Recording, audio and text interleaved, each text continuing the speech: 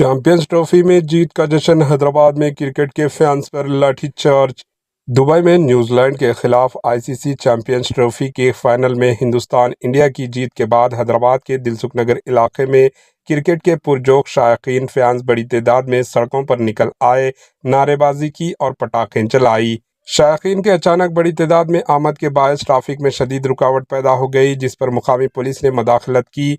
जब इब्तदाई कोशिशों के बावजूद हुजूम मुंतशिर न हुआ तो पुलिस ने लाठीचार्ज का सहारा लिया, जिससे मौके पर अफरा तफरी मच गई और लोग महफूज मकामात की जानिब दौड़ने लगे। इस वाक़े पर शदीद तनकीद की जा रही है। ख़ास तौर पर तेलंगाना बीजेपी ने आम शहरियों पर ताकत के इस्तेमाल पर सवाल उठाया। पार्टी ने अपने ऑफिशियल सोशल मीडिया अकाउंट पर तबसरा करते हुए कहा, क्या कांग्रेस की हुकूमत वाले रियासतों में यही पॉलिसी नाफिज है? मुल्क की आवाम अपनी टीम की जीत का जश्न कहाँ मनाएं?